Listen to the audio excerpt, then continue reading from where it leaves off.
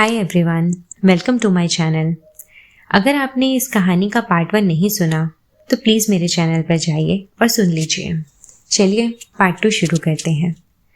दोस्तों, जब हमने नाना और सातूरो को लास्ट बार छोड़ा था तब उनका सफ़र बस शुरू हुआ था। कार शहर की भीड़ भाड़ से निकल चुकी थी, रोड लंबी होती जा रही थी और नाना खिड़की के बाहर देखते हुए समझने की कोशिश कर रहा था कि आखिर उसका इंसान इतना उदास क्यों है।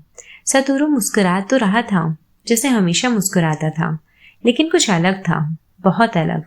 कभी कभी इंसान अपने दर्द को शब्दों में नहीं बताता, लेकिन उसकी आंखें बता देती हैं।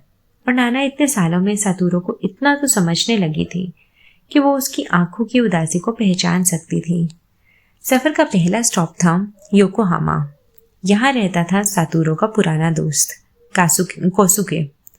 जब कार घर के सामने रुकी, कोसुके बाहर आया और एक पल के लिए जैसे दोनों दोस्त सालों पीछे चले गए।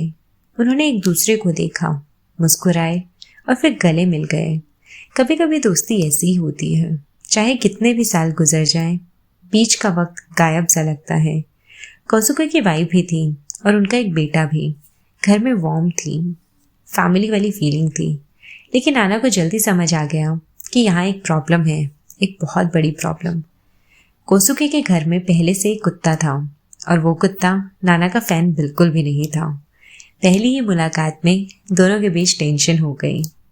कुत्ते को लगा कोई आउटसाइडर उसकी टेरिटरी में आ रहा है और नाना को लगा ये घर उसके स्टैंडर्ड के लायक नहीं है।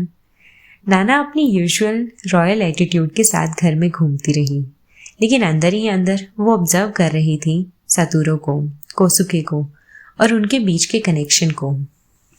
उस रात पुराने दोस्त बैठकर बातें करने लगे और वहीं से धीरे धीरे खुलना शुरू हुआ सातूरो के बचपन का पहला चैप्टर। कोसुके और सातूरो स्कूल फ्रेंड्स थे, लेकिन सातूरो का बचपन नॉर्मल नहीं था। जब वो बहुत छोटा था, उसके पेरेंट्स एक एक्सीडेंट में गुजर गए। एक ही पल में, एक ही दिन में उसकी पूरी दुनिया टूट गई।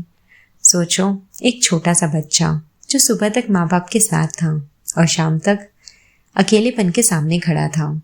जिंदगी में कुछ दर्द ऐसे होते हैं जो इंसान को वक्त से पहले बड़ा बना देते हैं। सातोरू के साथ भी वही हुआ। उसके पेरेंट्स के जाने के बाद उसकी देखभाल उसकी आंट और अंकल ने की। उन्होंने उसे अपने घर में जगह दी, प्यार दिया, सुरक्षा दी, लेकिन फिर भी कहीं ना कहीं सातोरू को लगता था कि वो बर्डन है। ये फीलिंग्स बहुत कॉमन होती हैं, खासकर उन बच्चों में जो किसी और के घर में पलते हैं। चाहे सामने वाला कितना भी प्यार दे, दिल के किसी कोने में एक आवाज़ रहती है, मैं यहाँ बिलोंग करता ही नहीं। सातूरो ने कभी शिकायत नहीं की, कभी ड्रामा नहीं किया, कभी अटेंशन नहीं मांगी। वो बस चुपचाप स्ट्रांग बनता गया और शायद इसी प्रोसेस में उसने अपने इमोशंस को अंदर रखना सीख लिया। कोसुके को ये सब याद था। उसे याद था कैसे सातूरो हमेशा दूसरों का ख्याल रखता था, कैसे वो खुद हर्ट होने के बाद भी स्माइल करता था और कैसे वो कभी अपने दर्द की बात नहीं करता था। नाना चुपचाप ये सब सुन रही थी और पहली बार उसे समझ आया कि उसका इंसान उतना सिंपल नहीं है जितना वो दिखता है। अगले दिन सातूरो ने कैजुअली पूछा, क्या तुम नाना को रख सकते हो? रूम में कुछ पल के लिए सन्नाटा छा गया। कोसुके ने नाना की तरफ देखा, फिर सातूरो की तरफ और फिर धीरे से मना कर दिया। रीज़न प्रैक्टिकल था, कुत्ता, फैमिली, स्पेस, सब कुछ। लेकिन नाना को लगा शायद ये अच्छा ही हुआ, क्योंकि सच कहें उसे घर पसंद नहीं आया था। लेकिन एक और चीज़ हुई। कोसुके ने सातूरो से पूछा, तुम ये सब क्यों कर रहे हो? और उस पर सातूरो की आंखों में एक अजीब सी उदासी दिखाई दी। लेकिन फिर जैसे हमेशा करता था, उसने बात बदल दी और सफ़र आगे बढ़ गया। दूसरा स्टॉप था सुगी और चिकाको, सातूरो के स्कूल के दोस्त। ये दोनों उन लोगों में से थे जो बचपन में हमेशा साथ होते थे, हर शरारत में, हर एडवेंचर में, हर प्रॉब्लम में।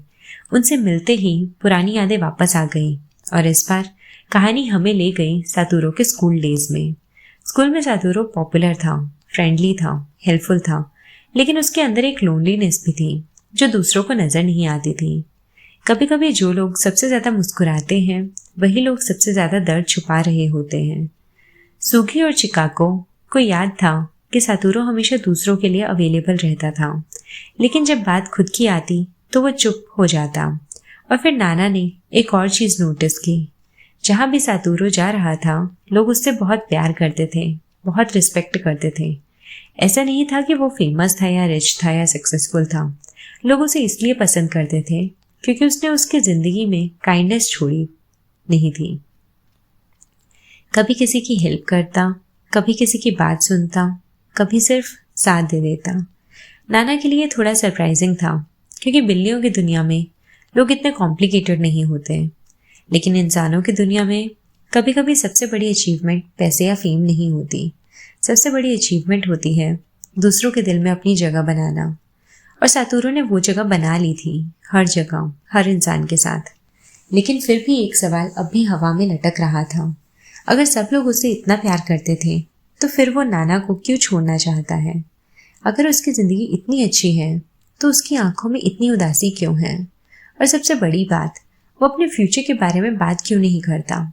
सफर आगे बढ़ता गया, रोड्स बदलती गई, शहर बदलते गए, यादें खुलती गई, और हर नए इंसान के साथ नाना को एक नई चीज समझ आती गई। उसका इंसान एक्स्ट्रा ऑर्डिनरी इसलिए नहीं था क्योंकि उसने कुछ महान अचीव किया था। वो एक्स्ट्रा ऑर्डिनरी इसलिए था क्योंकि उसने दर्द देखने के बाद भी दुनिया से प्यार करना नहीं छोड़ा। उसने लॉस देखा, अकेलापन देखा, मौत देखी, फिर भी उसने अपना दिल बंद नहीं किया। और शायद इसी वजह से जहां भी वो गया, लोग उससे याद रखते गए।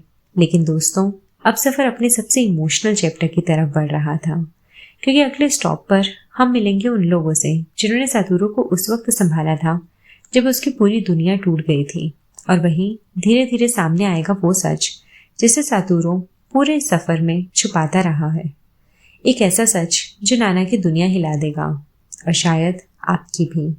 क्योंकि कभी कभी अलविदा बोलने की सबसे मुश्किल बात ये नहीं होती कि हम जा रहे हैं। सबसे मुश्किल बात ये होती है कि हम उन लोगों को छोड़कर जा रहे हैं जिनसे हम बहुत ज़्यादा प्यार करते हैं। और सातोरू अब उस मोड़ के बहुत करीब पहुंच चुका था। बाकी कहानी पार्ट 3 में। Thank you for listening.